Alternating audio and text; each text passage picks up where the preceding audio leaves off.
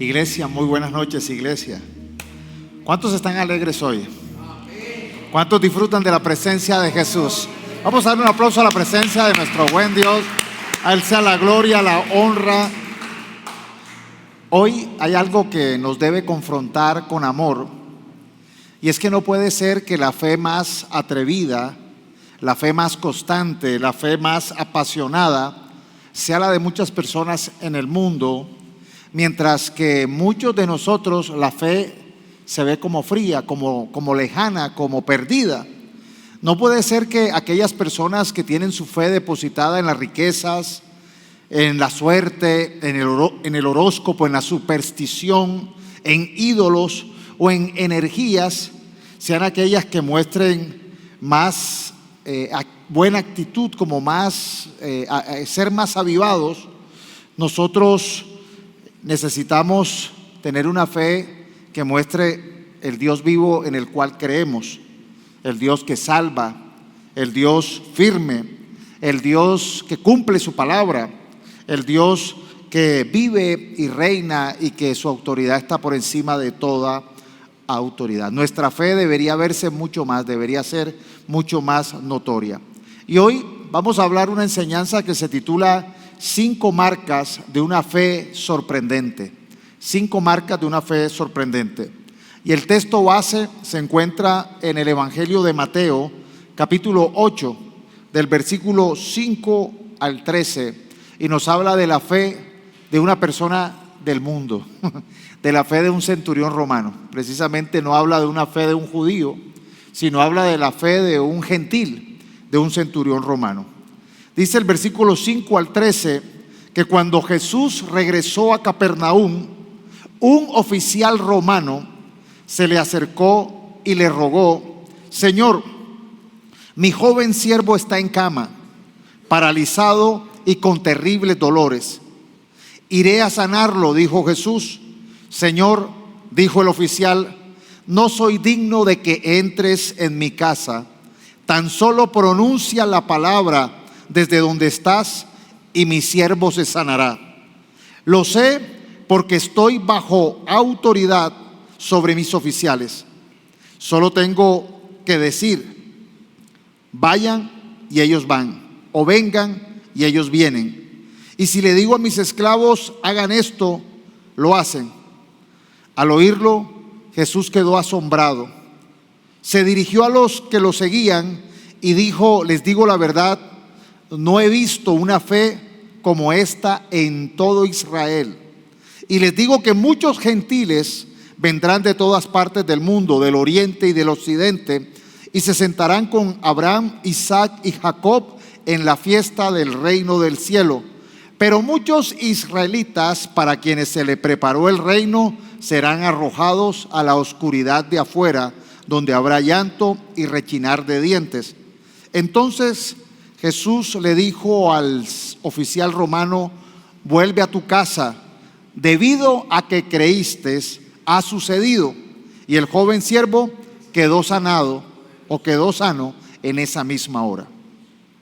Cuando vemos quién era este oficial romano, era un centurión. La Biblia dice que era un centurión romano. Era un oficial que estaba al mando de aproximadamente 100 soldados. Podríamos hablar de un batallón. La palabra centurión viene del latín centurio, que significa 100 soldados. Era un hombre acostumbrado al orden, a la obediencia. Él representaba disciplina, autoridad y orden militar. Era un gentil, o sea, era una persona no judía.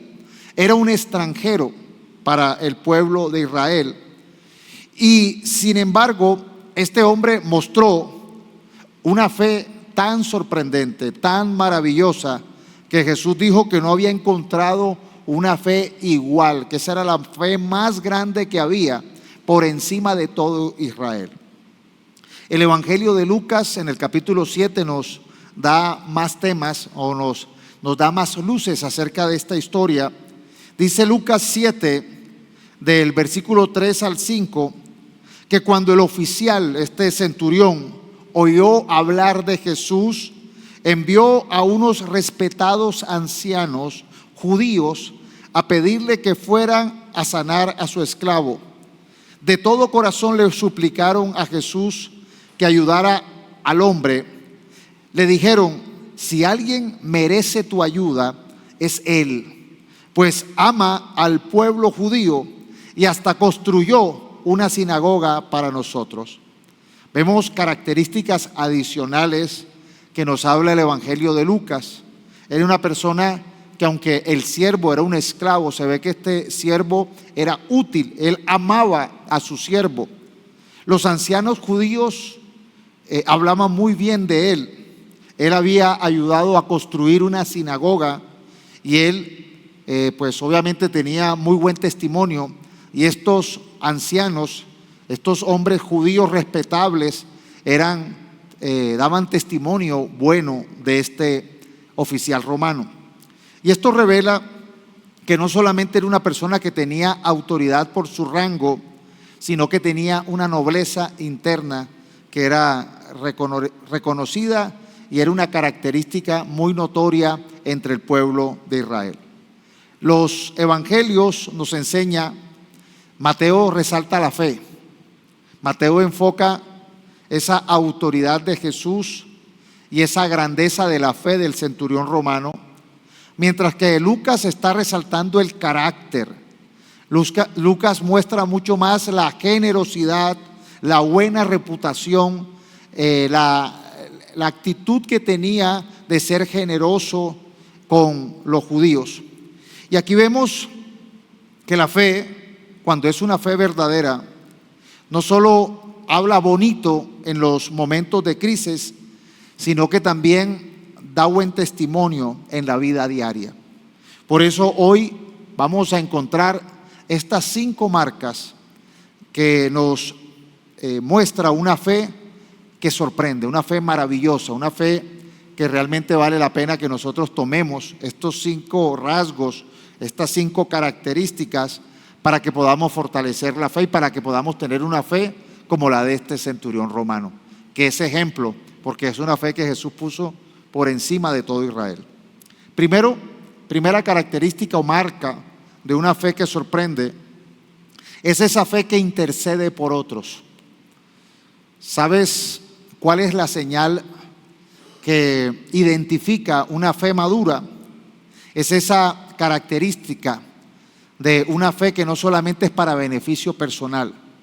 No es aquella persona que solo busca tener fe para su propio beneficio, sino es aquella persona que está dispuesta a esforzarse, a pelear, a orar, a buscar oración o intercesión por otros. Una fe madura es una fe que intercede por otros.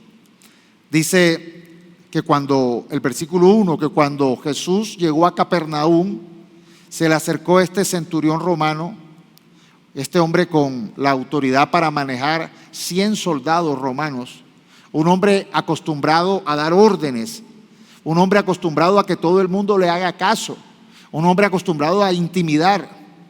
Pero lo importante no fue su rango, fue el corazón, fue la nobleza interna que tenía este hombre.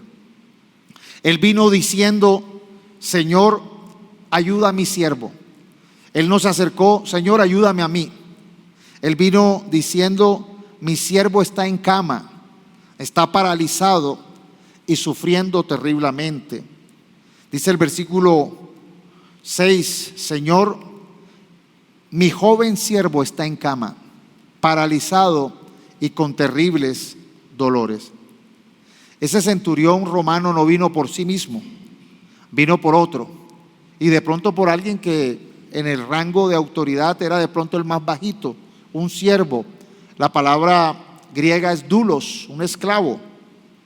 Y esto rompe entonces la imagen fría de un militar romano. Esto muestra un hombre que tenía compasión. Este romano no era el estereotipo común de un militar romano. Detrás del uniforme había compasión, había amor, había fe. Hoy hay personas que solo buscan a Dios cuando necesitan algo solamente para ellos, pero aunque alguien en su casa o entre sus amigos o entre sus trabajadores esté pasando por una necesidad, no son capaces de usar la fe para acercarse al Señor para pedir ayuda por otros. La fe madura dice: Señor, toca a mis hijos. La fe madura dice: Señor, salva a mi familia. La fe madura dice: Señor, sana a mis amigos. Señor, sana y levanta mi ciudad. La verdadera fe no solo se arrodilla por necesidades propias, también carga en oración a otros. Cuando vemos la historia de Job en la Biblia, un hombre que pasó unas pruebas muy duras, muy terribles, Job fue restaurado de todas sus pruebas cuando él oró por sus amigos. Dice Job 42:10 que cuando Job oró por sus amigos, el Señor le restauró su bienestar. Es más, el Señor le dio el doble de lo que tenía antes. Hay bendiciones que van a llegar cuando dejas de mirarte solo a ti, cuando empiezas a interceder por otros. Hoy debemos hacernos una pregunta: ¿tus oraciones solamente tienen un solo nombre, que eres tú, o también tienen nombres ajenos? Una fe que sorprende es una fe que intercede por otros. La segunda característica que vemos en esta historia del centurión o de este oficial romano es una fe que está acompañada de humildad. Dice el versículo 8 de Mateo 8 que este oficial le dijo: Señor, no soy digno de que entres en mi casa. Aunque este hombre tenía rango militar, aunque este hombre era una persona importante, era una persona temida, una persona con mando, este hombre no se acerca a Jesús con orgullo. El uniforme, el rango que tenía, no le infló el alma. Hoy vemos personas que tienen un cargo y se les sube a la cabeza. Hoy vemos personas que tienen un título y se les endurece el corazón.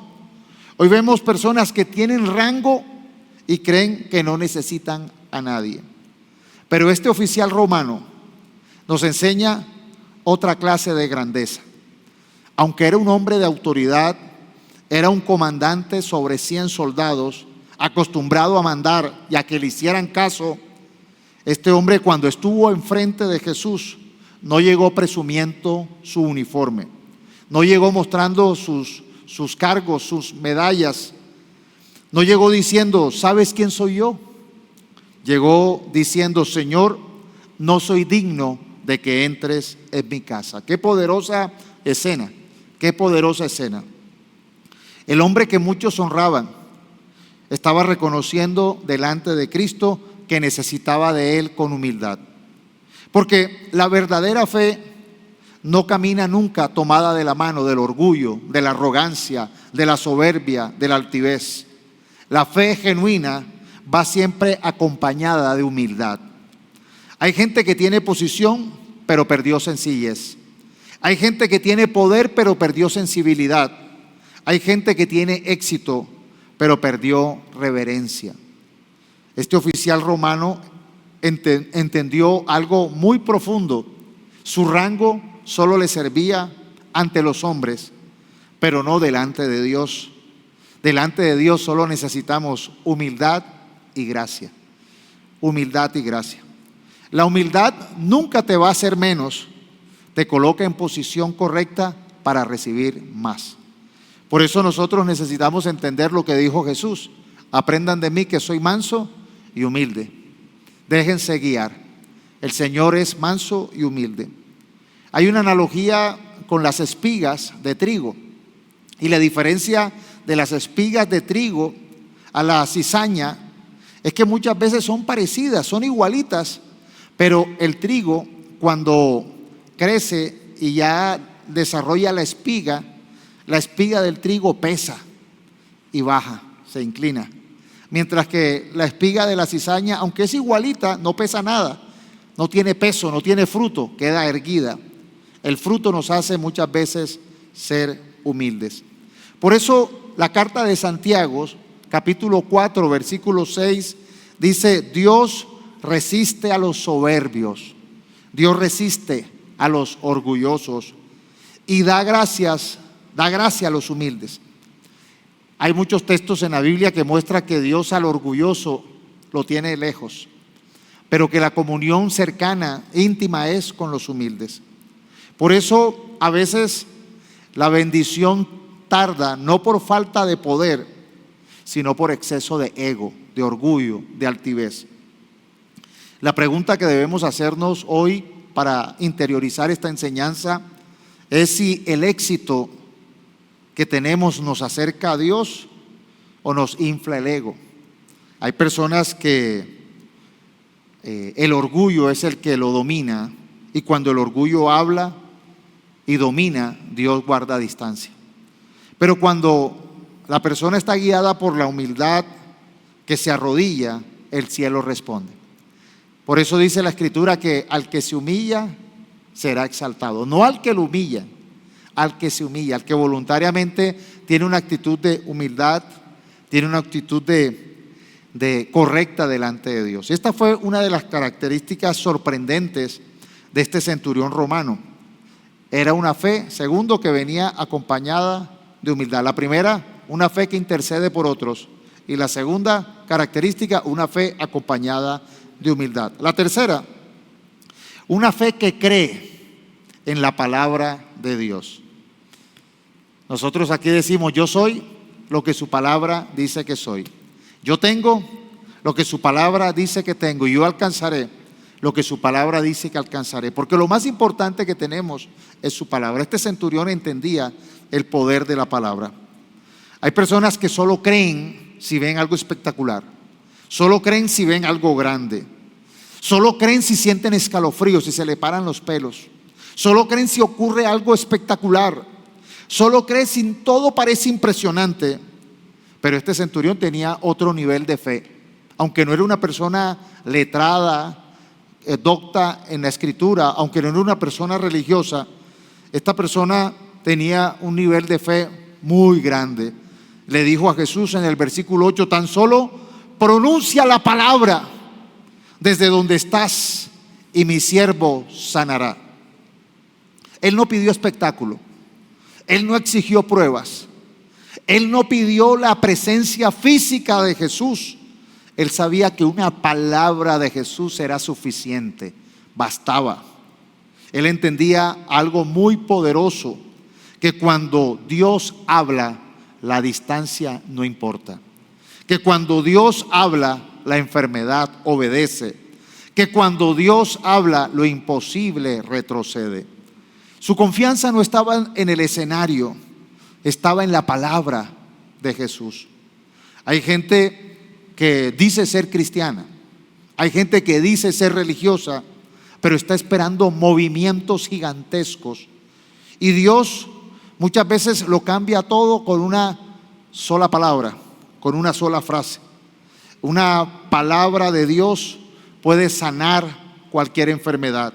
Una palabra de Dios puede romper cadenas antiguas. Una palabra de Dios puede levantar lo que parecía muerto. Una palabra de Dios puede cancelar una maldición o un decreto de muerte o en tu contra.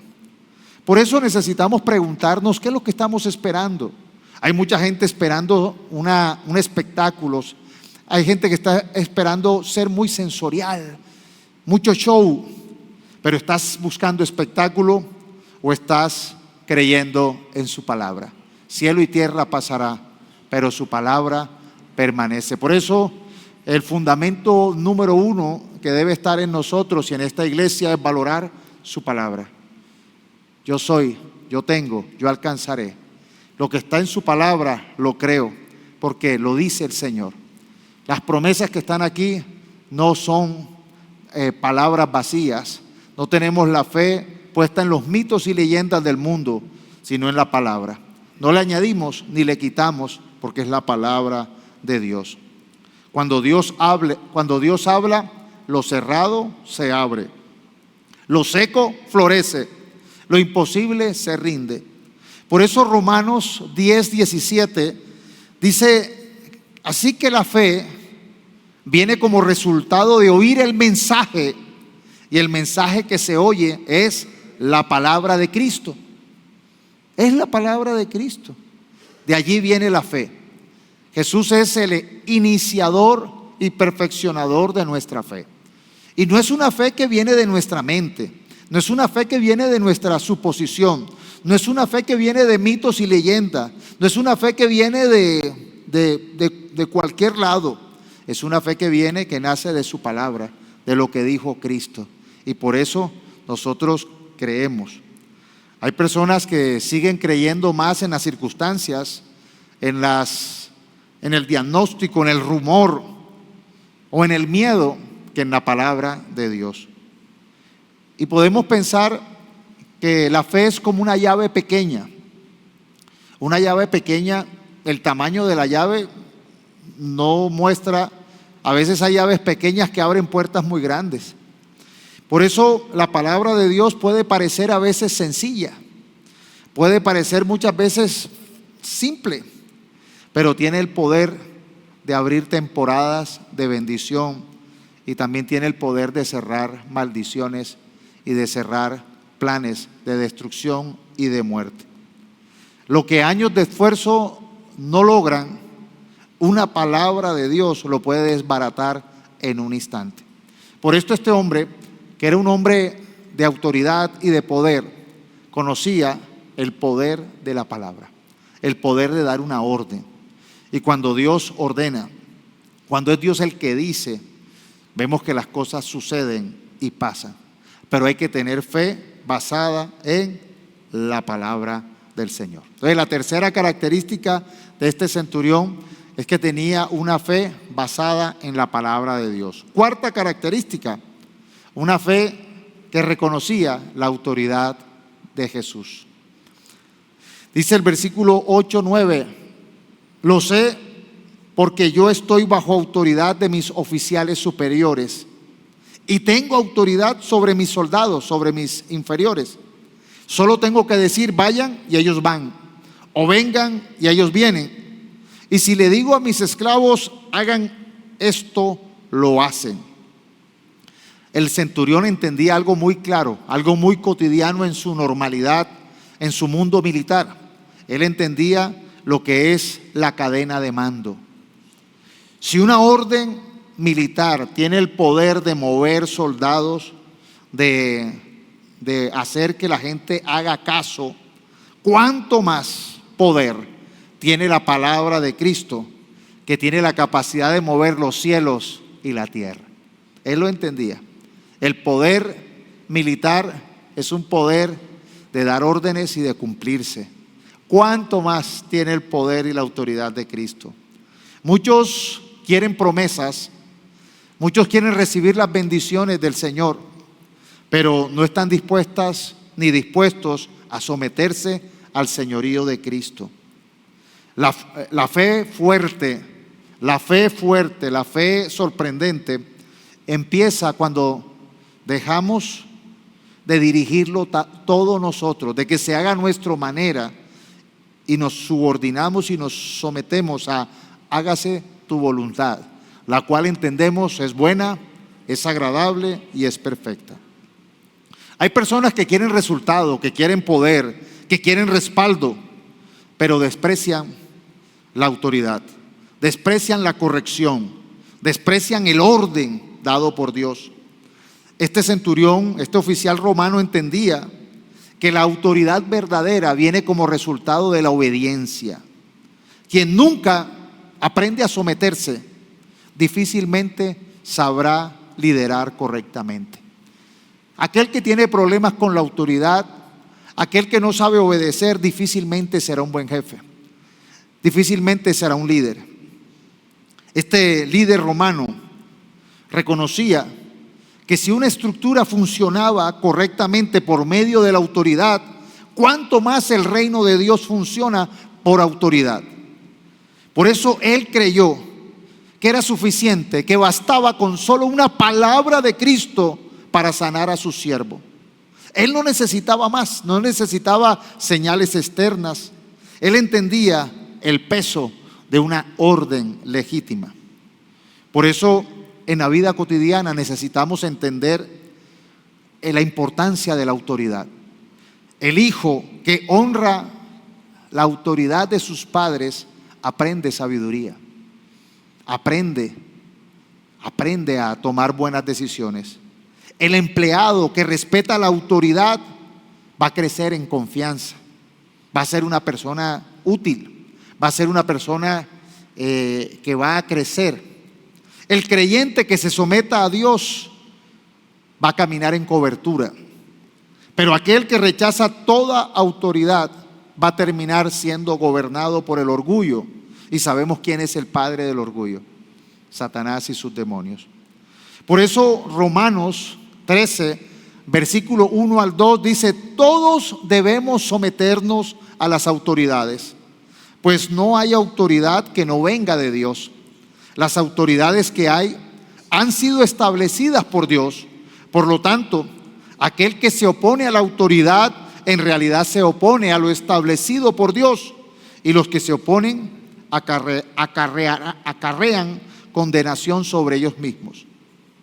Hebreos 13, 17 dice: obedezcan a sus pastores, le dice a la iglesia, y respétenlos. Ellos cuidan de ustedes porque saben que tienen que rendir cuentas a Dios. Así ellos cuidarán de ustedes con alegría y sin quejarse. De lo contrario, no será provechoso para ustedes.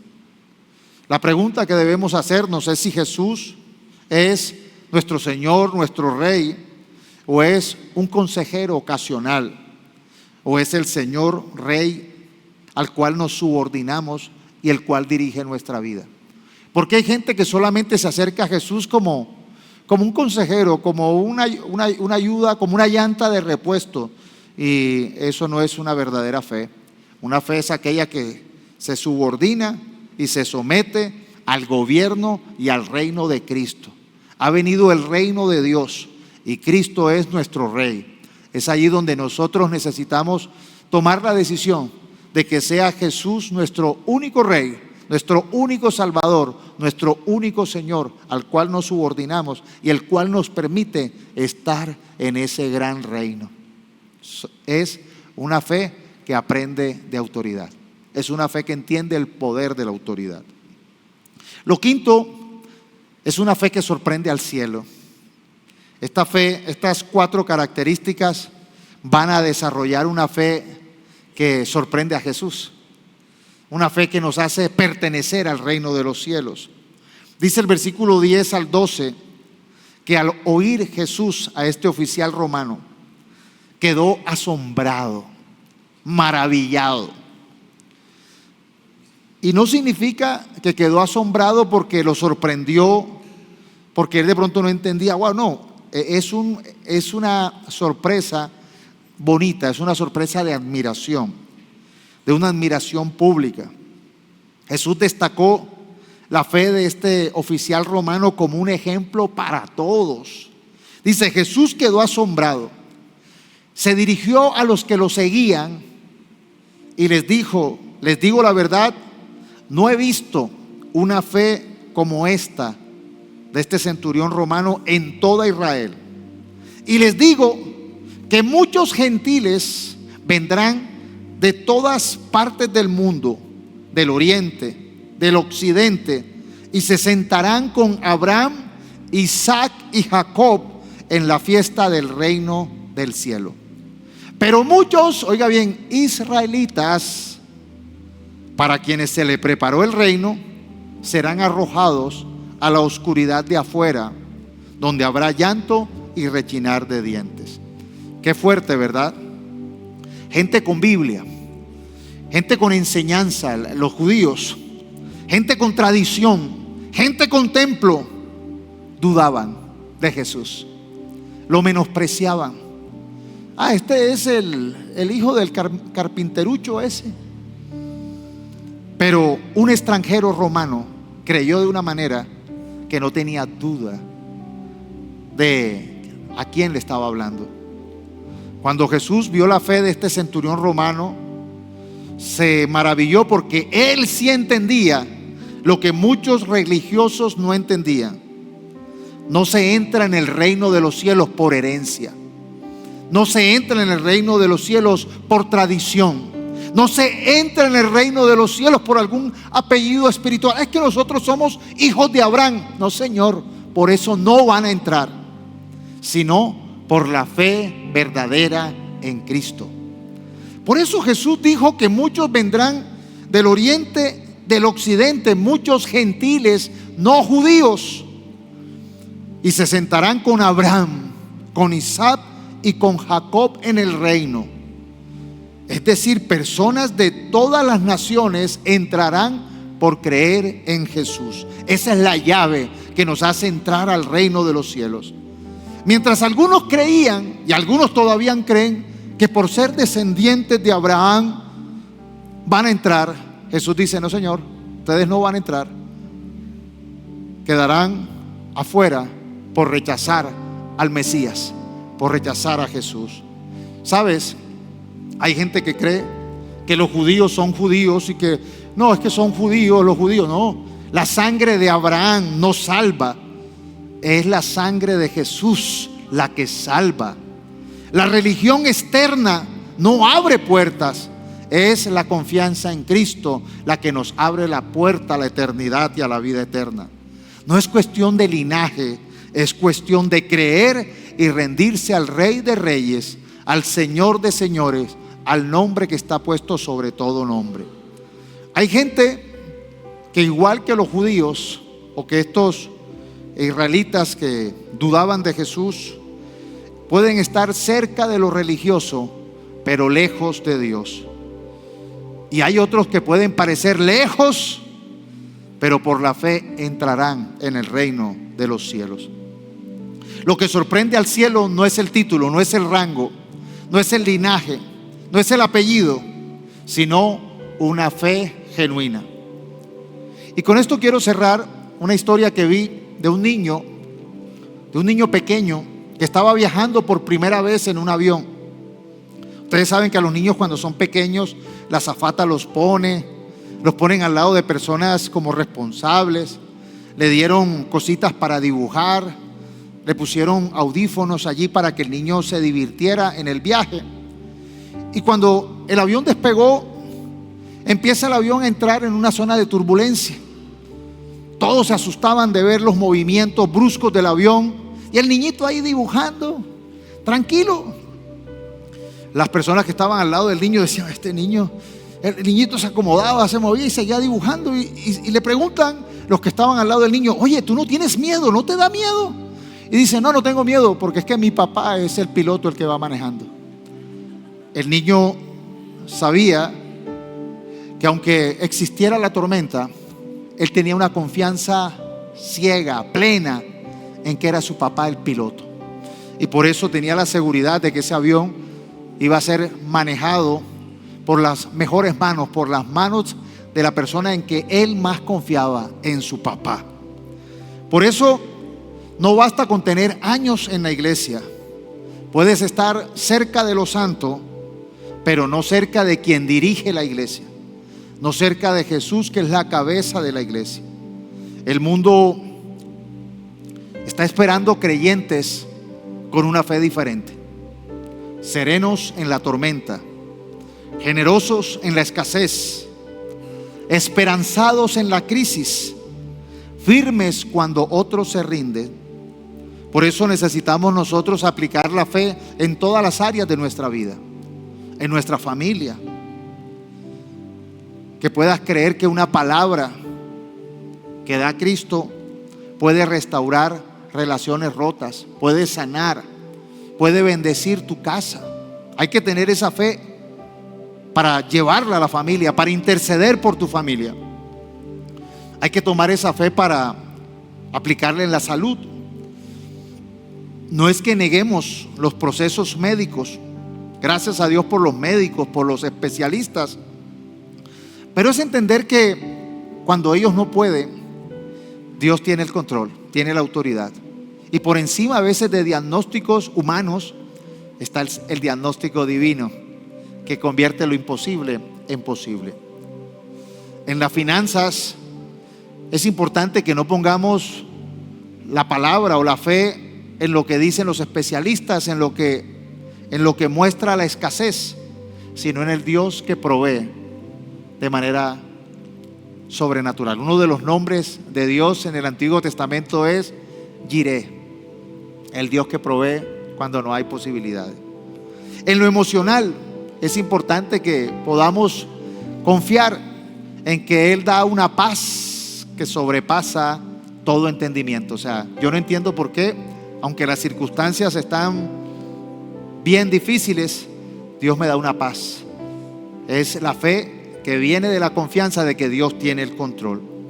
En lo espiritual, no vivas de costumbres y tradiciones religiosas, vive de una fe viva, de un Cristo resucitado, de un Cristo de poder, de un Cristo de autoridad, de que tenemos el nombre que es sobre todo nombre, y que las señales acompañarán a los que creen. En el nombre de Jesús podrán expulsar demonios, podrán en el nombre de Jesús hablar nuevas lenguas. Si serpientes venenosas nos muerden o si bebemos cosas venenosas, no nos harán daño, y podremos poner las manos sobre los enfermos y ellos sanarán. ¿Por qué? Porque caminamos en la autoridad de Jesús, y si su palabra lo dice, así se hará. Jesús hoy sigue mirando los corazones. Ya no mira los corazones de esa época, ya mira los corazones de esta época. Está mirando si en nosotros hay una fe sorprendente, maravillosa. Él no está buscando una fe de apariencias, Él está buscando una fe real. Quizás de pronto algunos de nosotros tengan títulos, tengan rango, tengan niveles profesionales. Quizás otros no tendrán ningún título, rango, posición, pasado perfecto. Pero lo que aprendimos con este oficial romano es que de nada servían los rangos. Él confiaba humildemente en Jesús, y él confiaba en que una sola palabra era suficiente para cambiar la historia. Por eso la fe que mueve milagros no es la que grita, es muchas veces la que descansa sinceramente en Jesús, la que confía en que Él tiene el control, aunque todo esté desajustado aquí abajo. Así que hoy los invito a que salgan de aquí con una fe fortalecida, con una fe diferente, con una fe madura, con una fe que intercede por otros, con una fe que va acompañada de humildad, por una fe que cree en su palabra, por una fe que cree en su autoridad, que reconoce su autoridad, que obedece. Y cuando tenemos esas características, entendemos que con esa fe es una fe que sorprende, porque nos va a hacer sentarnos al lado de Abraham, Isaac y de Jacob.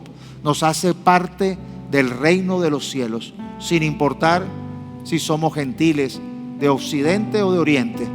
Somos hijos de Dios por la fe que tenemos en Cristo Jesús. ¿Cuántos hoy han sido tocados con esta palabra?